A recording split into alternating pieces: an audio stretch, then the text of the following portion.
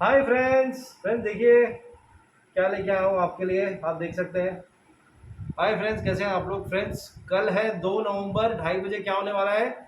Slovakia के slots खुलने वाले हैं, तो तैयार हो जाइए फ्रेंड्स। आज की जो क्लास है वो है कि आपको मेल कैसे लिखनी है, मेल कैसे लिखनी है, मेल कैसे लिखनी है। अब देखिए फ्रेंड्स, आप कैमरा में दिख रहा है आपको। देखिए फ्रेंड्स, क्लियरली दिख रहा है आपको। हेडिंग क्या है? Slovakia work visa appointment. ठीक है, स्लोवाकिया वर्क वीज़ा अपॉइंटमेंट है हमारी हेडिंग है। ठीक है फ्रेंड्स, अब देखिए इसमें फ्रेंड्स अगर आप लोगों ने ऑलरेडी ईमेल लिखी है तो आपको फिर से लिखनी पड़ेगी, क्योंकि ये नए स्लॉट खुल रहे हैं कल 2:30 बजे। कल 2 नवंबर को 2:30 बजे कल स्लोवाकिया वर्क वीज़ा के नए स्लॉट खुलने वाले हैं। तो अगर आप लोगों ने मेल भेजी है, आपका किसी कारणवश अगर नहीं आया है अपॉइंटमेंट, तो अभी आप फिर से मेल कर सकते हैं फ्रेंड्स। मैं आपको बताऊंगा आपको मेल कैसे लिखनी है। अब देखिए फ्रेंड्स, सबसे पहले आपको लिखना है अपना पासपोर्ट नंबर। आपका जो सब्जेक्ट होगा उस सब्जेक्ट में आप लिख सकते हैं request for Slovakia work permit appointment. ठीक है, डैश पासपोर्ट नंबर या फिर डैश आपका नाम। मैं आपको रिकमेंड करूंगा आप अपना पासपोर्ट नंबर लिखिए। ठीक है, अगर आप सेकेंड टाइम लिख रहे हैं मेल, तो मतलब अगर आपका फर्स्ट टाइम आपने लिखा है, आपका कोई वहां से मतलब ऑटोमेटेड रिस्पॉन्स के अलावा कोई वहां से कंफर्मेशन नहीं आया अपॉइंटमेंट के लिए, तो अगर आप सेकेंड टाइम लिख रहे हैं तो अपना सिर्फ पासपोर्ट नंबर डालिए। सब्जेक्ट में सिर्फ पासपोर्ट नंबर डालिए। समझ लीजिए मेरा पासपोर्ट नंबर है ABCDEFGH, तो मैं डालूंगा सिर्फ पासपोर्ट नंबर। ठीक है, सब्जेक्ट में सिर्फ मेरा पासपोर्ट नंबर होगा। ध्यान दीजिएगा फ्रेंड्स, अगर आप सेकेंड टाइम कर रहे हैं, सेकेंड टाइम लिख रहे हैं स्लोवाकिया एम्बेसी को ईमेल, तो सिर्फ सब्जेक्ट में सिर्फ अपना पासपोर्ट नंबर डालिए। जो लोग फर्स्ट टाइम लिख रहे हैं वो पूरा लिखिए request for Slovakia work permit appointment dash mister so and सो, या डैश आपका पासपोर्ट नंबर, आप ब्रैकेट में अपना नाम लिख सकते हैं। ठीक है फ्रेंड्स, ये ध्यान रखिएगा। ठीक है, ये फ्रेंड्स देखिए मैं आपको क्यों बोल रहा हूँ, क्योंकि आपने ऑलरेडी जो लोग सेकेंड टाइम लिख रहे हैं या थर्ड टाइम जिनका बेसिकली एक बार में अपॉइंटमेंट नहीं आया है, वो अगर फिर से सेम सब्जेक्ट लिखेंगे तो एक तरह से ईमेल स्पैम में जाता है। इसलिए मैं बोल रहा हूँ कि आप लोग पासपोर्ट नंबर लिखिएगा। ठीक है, अब देखिए आपने लिख दिया। सेकेंड है आपका इंट्रोडक्शन। इंट्रोडक्शन में आपको क्या लिखना है फ्रेंड्स? इंट्रोडक्शन में आपको लिखना है अपने बारे में कि मेरा नाम सो एंड सो है, मैं क्या करता हूँ, मैं एक्सपीरियंस हूँ, फ्रेशर हूँ। ठीक है, और मैं स्लोवाकिया क्यों जाना चाहता हूँ, मैंने कौन सी कंपनी से वर्क परमिट लिया है, ये सब आप लिख सकते हैं इंट्रोडक्शन में। आप रहते कहाँ पे हैं, मेरा एड्रेस ठीक है कहाँ पे है, ये सब आप पक्का लिखिएगा। ठीक है, उसके बाद देखिए आता है रिमाइंडर।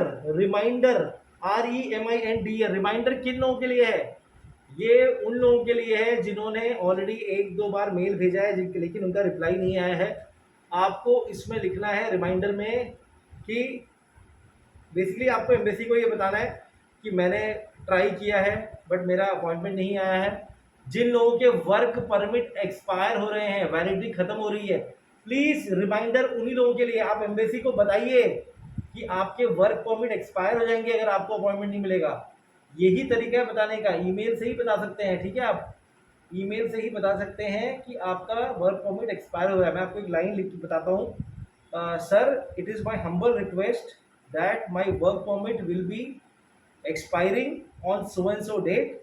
ठीक है, समझ लीजिए 12 दिसंबर को मेरा वर्क परमिट एक्सपायर हो जाएगा। And I had sent mails on so and so date. आपने जिन पहली डेट्स पे या डेट पे मेल भेजी है वो डेट लिखिएगा।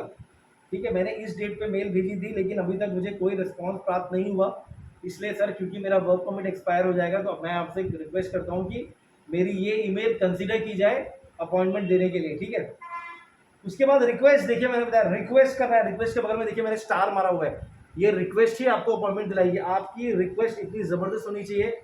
आपको उसमें लिखना है कि सर मेरे पास यही एक तरीका है अपना पेट पालने का, काम करने का। मैंने अपने जो पैसे कमाए हैं पूरी आधी पूंजी वर्क परमिट लेने में लगा दी। और ये बात सही है फ्रेंड्स, बहुत सारे लोग इंडिया में मतलब अब्रॉड काम करने के लिए अपने घरों की पूंजी लगा देते हैं। अगर आप मेरे मतलब आप बहुत सारे लोग मुझसे इस बात से सहमत होंगे कि आप लोग बहुत पैसा लगाते हैं। पैसा जहाँ से भी आप वर्क परमिट लेते हैं, एजेंट से लेते हैं, कंपनी देते हैं, लेकिन आप लोग पैसा खर्च करते हैं।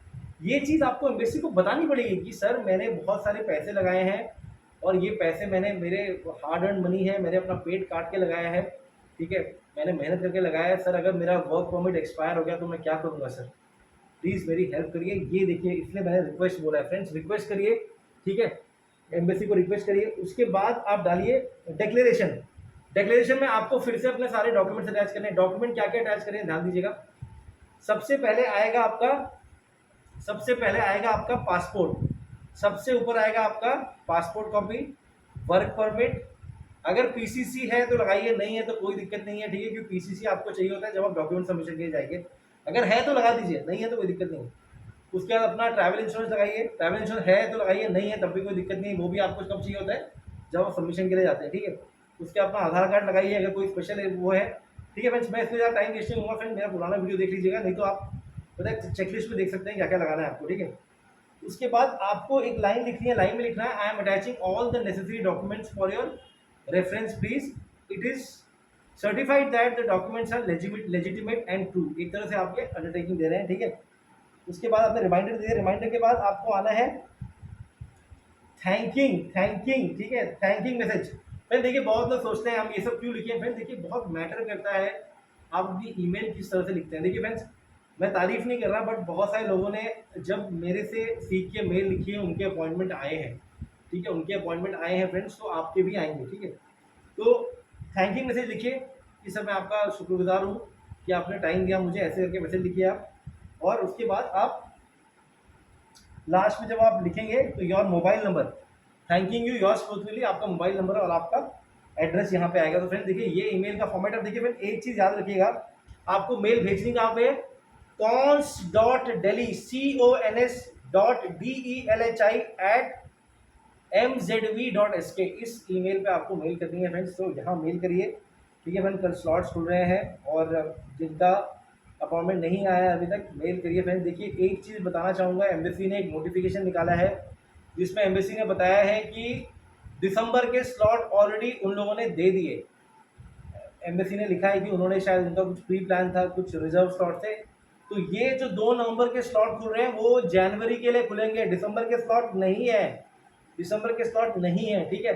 शायद अगर एम्बेसी ने कुछ 1-2 रखे हो तो शायद कुछ लकी लोगों को मिल जाए, बट एम्बेसी ने बोला है कि जनवरी के स्लॉट कल बुक होंगे 2 नवंबर को जनवरी के। तो फ्रेंड देखिए ईमेल अच्छे से लिखिए और स्लॉट लीजिए, ठीक है। कोई डाउट है पूछिए, लेकिन अगर आप सेकेंड टाइम लिख रहे हैं प्लीज़ रिक्वेस्ट पक्का करिए जिस तरह से मैंने आपको बताया है, इससे काफ़ी फर्क पड़ रहा है, ठीक है फ्रेंड्स।